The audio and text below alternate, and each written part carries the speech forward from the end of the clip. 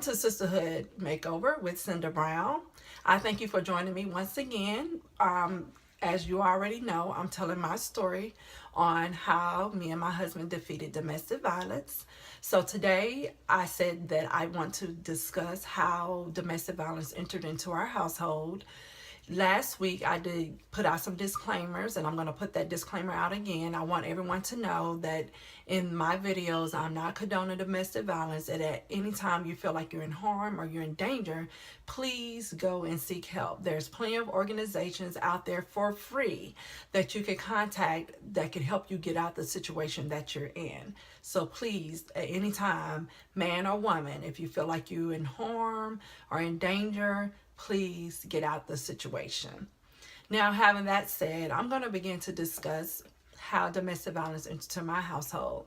First, I want to make it very clear that domestic violence, I wouldn't say so much for me, domestic violence was normal, but seeing anger and rage inside of my household at a young age was normal. So that was a normal lifestyle. Stemming from extended family, arguing with one another, fighting one another was normal for me. For my husband, it was a normal lifestyle because his father was very abusive towards him, his brother, and his mother. I know even for my husband, his father broke his leg, I think at the age of 8, broke his leg, thought nothing of it. So he really faced some horrific things in domestic violence. So I had to come to the place that I was honest in myself when I began to look at my whole situation. Like, okay, Cinda, how did you get here? How did it even enter in? How did it even in any form or fashion become acceptable for you? Is the fact that I had to admit that I felt some of it was normal, because it was nothing for me to hear at a young age someone going off, cursing or yelling and different things like that. Now, my mother never did it, but it was in the household, and I have to be honest about that. So that was one of the things that I had to begin to face, of how it began to enter into my marriage. When me and my husband was dating, because I know you're probably wondering about that, and is very important to know, is that, he went into a couple of angers or rages when we were dating, but never at the magnitude when we were married. Like one time when we were dating, I think he held my arms, and, he was yelling, and fussing, and he was holding me against the wall, and, different things like that, which shouldn't have been normal behavior, guys, and it's not normal behavior. So that was one of the incidents that I faced when we were dating. Now, when we got married, it really heightened because now we live together. So I got to deal with it and see it on a regular basis. So, the first incident, I want to get to that, was when my firstborn child was a little baby. That it happened on a Sunday morning. I can remember it so like it was yesterday. And my husband, I said something to him that he just really didn't like, and he went into this rage, just like he snapped, to the point that I think he had broke like a window or something in our house, and I think he took my baby daughter, that was a baby at the time, put her in a bed, and he had choked me to the point that I had blanked out for a little while. And then when I got back up, the first thing I was doing was trying to find my baby, which I found her. She was still on the bed and she was safe. And it was not, I think he was still on a tangent. It wasn't towards me, but he was still on a rage tangent. But by that time, I think a neighbor or someone had called the police, and they came and the police came and picked him up, and I was like, take him. I pressed charges and everything. I didn't say, hey, this is my husband, I'm not going to press charges. I made sure I pressed charges and everything. And I at that time, I had got out the household. I think I stayed with my parents for some weeks or so. Even though he was in jail, I still wanted to feel safe, so I stayed there. And then once me and my husband was able to talk, I think we even had to, DFAS got involved, and we had to, kind of like talk to them, and it was kind of like a thing of counseling or whatever. I think that's when we kind of, we got back together. And I want everyone to know that it's not like a lifetime story, that, one minute he's this great man that, you know, but you can see that he's controlling or anything like that. It's not like a Lifetime story that you're watching with your friend and you looking like, oh girl, something wrong with him, he about to do something. So it wasn't not like that. And a lot of our incidents happened very far and in between. So it wasn't like a normal everyday thing that, oh, he was choking me out, now he pushing me, you know, and now, okay, we back together. It was not like that at all.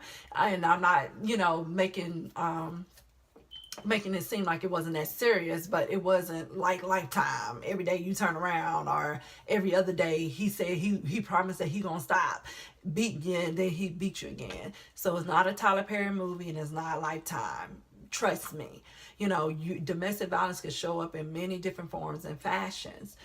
So that was one incident that happened. And I think all the other incidents, and not trying to downplay them, just was pretty much him just, you know, grabbing my arms, pinning me against the wall, and telling me I'm going to listen to him, or pinning me down on the bed, or, you know, different things like that, or just holding my arms. That way I couldn't, you know, go anywhere because he wanted me to listen to him, and different things like that.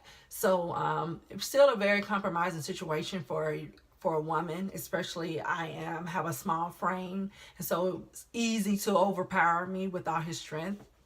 But that was one of the things that I found out about domestic violence, that when a man gets to that point and he snaps and he goes into this other person, that it becomes about intimidating you and controlling you and dominating. And so that was the times I would see those things inside of my husband when we would have those problems. Now, one of the other things that I noticed when anger and rage entered into our household is that he would tear up the house. It was like living with Tasmania. I think that's how you said that. He would go through the house like a whirlwind, like just throwing things, punching holes in walls, and just different things like that. So I would say more than domestic violence, I seen and faced his anger and rage. And that was still scary because, you know, we had small kids, and they were very scared when he would get to that point that they would be crying and, you know, screaming, because we didn't know that if you throw a piece of glass or, you know, across the room, that probably could come back and splatter us in our face and different things like that. So I would be in the point of trying to get the girls into a safe place that we, you know, that none of them, you know, would get hurt or harmed or anything like that. And I really have to say that it's a blessing from God that my girls are really not scarred by the first, I would say, 5 or 7 years of our marriage, that they are very healthy girls, mentally, emotionally. They're very loving girls. They're good girls. You know, they're very good. They don't act out. Very few and in between do I have to discipline them. So I'm thankful to God for that. But to get back to what I was talking about, how I felt it entered. And I know I'm probably all over the place because I didn't want this to be scripted. I really, really didn't. I really wanted to open up and share my life with people, and hoping that this will help someone, whether you're a male or female, that it would help them to just start processing. You know, if you're going through that domestic violence, start processing, start being real, start being honest, start connecting with your true feelings, what's really going on. Because sometimes I think domestic violence can send some people into a fantasy world, because you're trying to convince yourself that this is really not happening to me. You know, this is really not going on. Because I had those points that I had faced, and I'm like, okay, this really can't be happening. You know, I'm a good person. I'm a loving person. This just really can't be happening. But to get back on course, another thing that I felt that how domestic violence entered into our household is that me and my husband were two very broken people when we got married.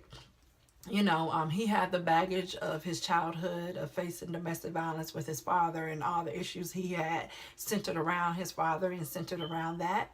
And I was had baggage. You know, I had a lot of hurt from other relationships and just hurt that I felt that I carried from childhood that I didn't face, that I really didn't start facing until I was married.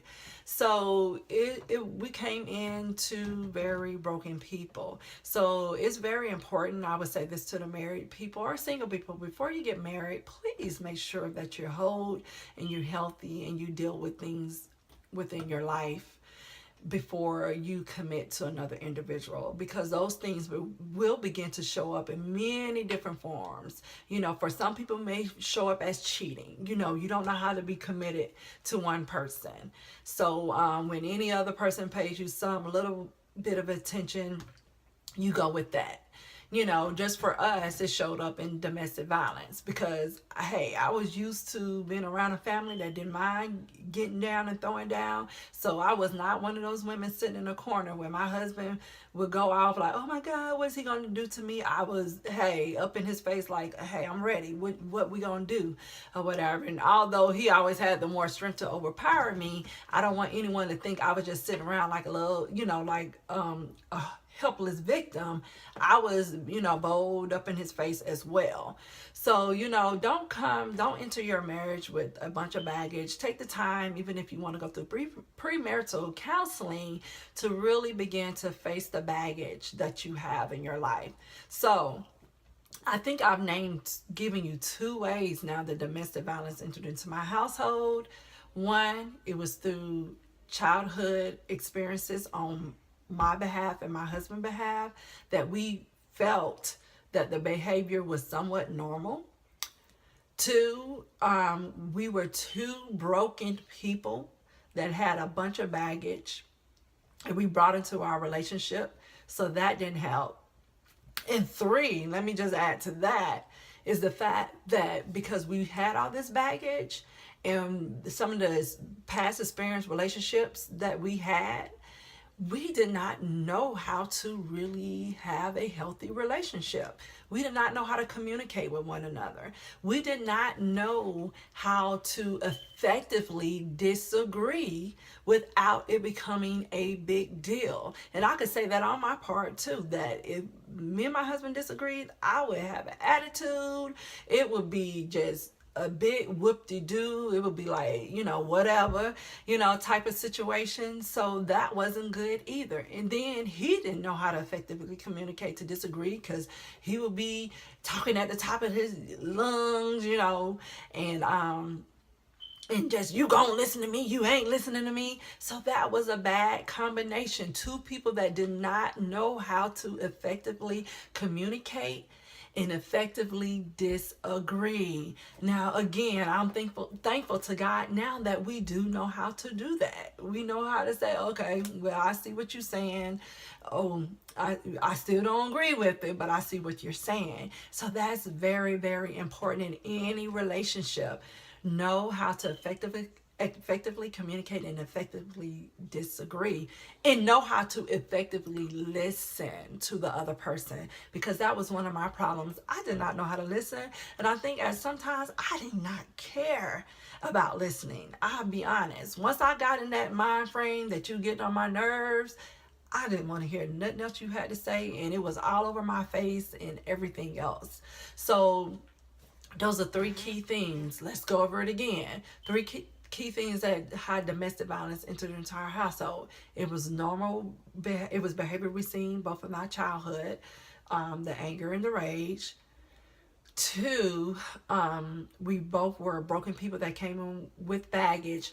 3, non-effective communication. We did not know how to communicate nor listen to one another effectively. So those were the 3 key things that kept domestic violence in our household for a very long time, because me and my husband, when we would go through times of separation and different things like that, we always talked about things of how we could get out of that place.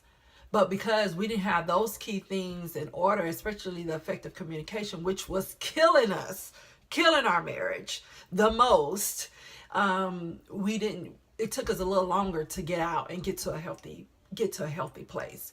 And I'm going to talk about that later on our next video, of how we got out of that place of having domestic violence in our household, or fighting with anger and rage or fighting with attitudes and all those different things in the next video. But one of the key things that put us on the path to getting out is that we both desired change.